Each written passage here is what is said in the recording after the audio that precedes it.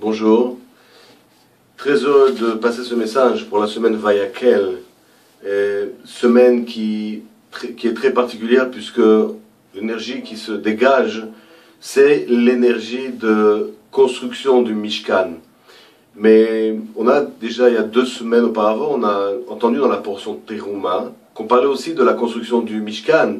C'est comme une répétition de cette même portion, à la seule différence que cette fois, Moïse demande les dons des enfants d'Israël uniquement sans les rêvraves.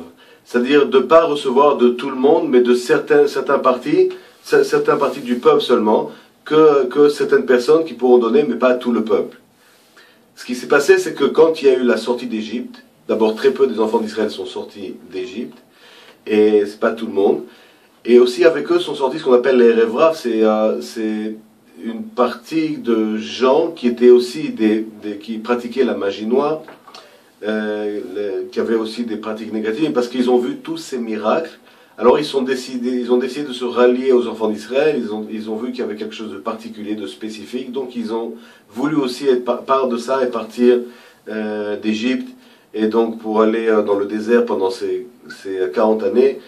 Et donc dans ce désert, on sait qu'on a construit le Mishkan, et ce Mishkan a commencé à être construit pendant la portion de Trouma. Tout a été jeté pour recommencer. Pourquoi? Parce que cette fois-ci, il fallait recevoir les dons uniquement des enfants d'Israël. Quand on parle des enfants d'Israël, bien sûr, j'insiste là-dessus, on ne parle pas d'une appartenance à une religion, ça n'a rien à voir avec le judaïsme. Juif n'est pas spécifique enfant d'Israël, mais on parle d'un niveau de conscience, où des personnes font un travail spirituel réel, à savoir des personnes qui essayent de se rapprocher de la lumière du Créateur, pas uniquement avec des prières, mais spécifiquement avec le désir profond de comprendre les secrets de l'univers et de créer une transformation à l'intérieur de soi-même. Maintenant, pourquoi est-ce que Moïse, il crée le mot Vayakel, ça veut dire réunir. Pourquoi on parle de séparation si on veut réunir? Le secret, il est là, c'est que on est dans un monde où le bien et le mal sont confondus. Les deux sont confondus. La difficulté qu'on a dans ce monde, c'est de séparer entre le bien et le mal. De voir ce qui est bien et ce qui n'est pas bien à l'intérieur de soi-même, et de voir ce qui est bien et ce qui n'est pas bien à l'extérieur de soi-même. Qu'est-ce qui est bien pour nous et ce qui n'est pas bien pour nous.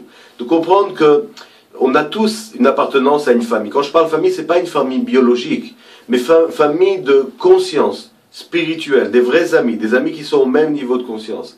Et ça ne se passe pas comme ça habituellement, parce qu'on ne sait pas faire cette séparation. On ne sait pas choisir son entourage. Et c'est le problème qu'on a. Si on arrive à mieux comprendre qui on est, alors on a plus de chances de s'en sortir. Pourquoi? Parce que le Zohar explique, dans cette paracha, que on ne peut pas mélanger l'obscurité et la lumière. Ça ne peut pas cohabiter ensemble. Il y a un problème. Pourquoi il y a un problème? Parce que si la lumière et l'obscurité cohabitent ensemble, l'obscurité finit par absorber la lumière. Et donc on doit séparer l'obscurité de la lumière.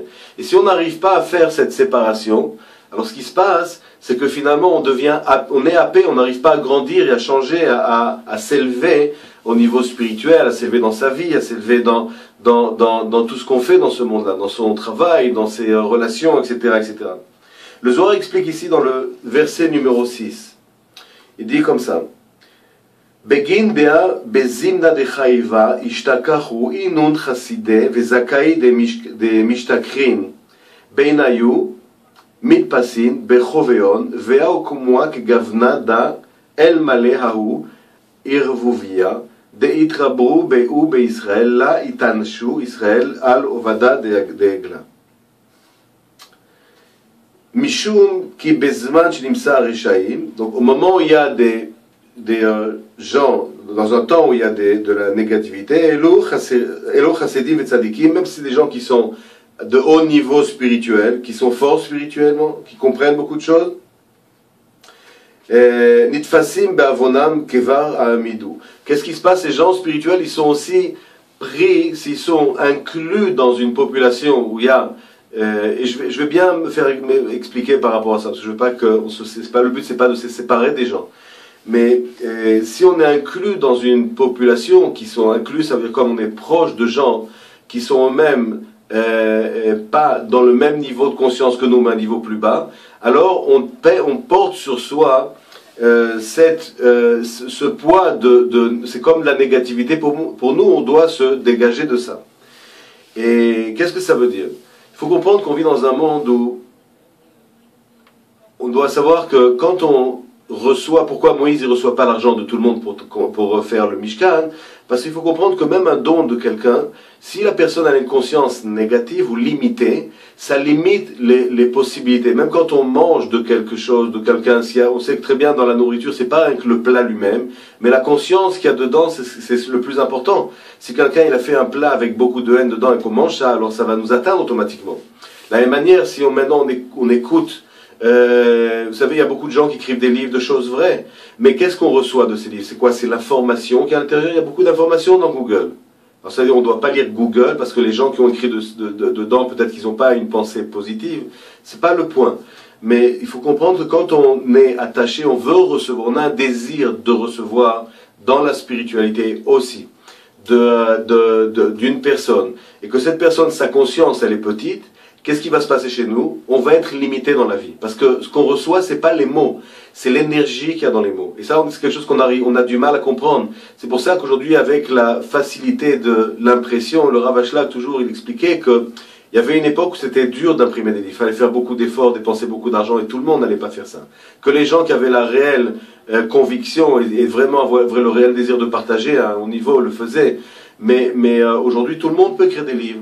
Tout le monde peut mettre des messages, etc. C'est très facile. Maintenant, comment est-ce qu'on peut faire la différence entre ce qui est à mon niveau de conscience, ce qui n'est pas à mon niveau de conscience? Qu'est-ce que la personne va dégager? On peut dégager une très bonne information tout à fait réelle, mais on reçoit l'énergie des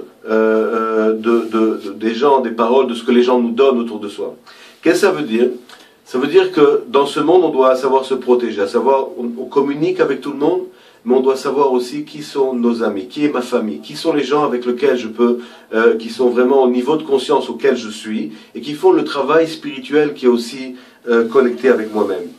Et cette paracha nous permet de nous renforcer en mieux comprendre qui on est exactement. Arriver à comprendre qu'est-ce qu'on fait dans ce monde. Si par exemple une personne, sa conscience c'est d'aller aider les pauvres, c'est ce qu'elle veut dans ce monde-là, et à ce moment-là, qu'elle doit faire ça. Mais elle doit savoir quel est son objectif, son but dans sa vie, et avec qui être en famille, avec qui être relié, connecté. Si c'est une personne, son but c'est de transformer le monde à travers la transformation des gens, leur donner une clarté, une vision des choses, comment une personne elle peut arriver à grandir spirituellement.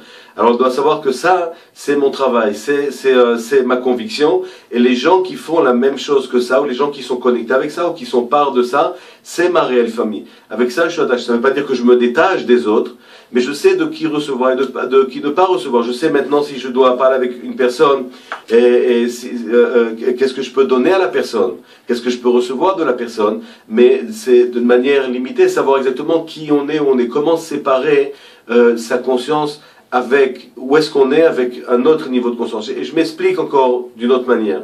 C'est un exemple que je donne souvent, mais ça me permet de mieux comprendre. Vous savez, quand on a une entreprise, qu'on est chef d'entreprise, ok? Alors tout est important, le ménage de l'entreprise, le travail de secrétariat, etc. Mais est-ce que le chef d'entreprise, le boss, est-ce qu'il peut se permettre maintenant de descendre en bas et de commencer à nettoyer les parterres de l'entreprise parce que c'est pas lavé correctement? Si lui, il se permet de faire ça et d'injecter du temps et de l'énergie, c'est une action positive, mais pour lui, c'est quelque chose qui est mal pour lui. Pourquoi? Parce que ça va détruire l'entreprise. Dans la mesure où ce temps qui est important, il peut recevoir des contrats qui vont apporter des millions d'euros pour l'entreprise. Ce temps-là qui coûte cher, il va perdre ces contrats-là, et ça risque, au bout d'un moment, l'entreprise elle risque de couler. Donc c'est de savoir exactement quelle conscience on a et où on se trouve. Quel est le travail qu'on a à faire dans ce monde? C'est être capable d'avoir la force de faire la distinction. Vayakel, c'est oui, mettre des séparations entre les gens, entre les idées, entre savoir qui on est et qui on n'est pas, à quoi on appartient exactement. Et cette force-là, on l'a pas nécessairement. C'est pour ça qu'on est confus dans la vie souvent, et on ne sait pas, on n'a pas de direction exacte. Et donc, à travers cette semaine, on a cette énergie pour être capable de mieux comprendre comment arriver à comprendre qui on est, où est-ce qu'on se trouve, et faire la séparation des choses, avoir la force de vraiment créer cette séparation. Je vous souhaite une excellente semaine, et je vous dis à très bientôt, à la semaine prochaine, j'espère.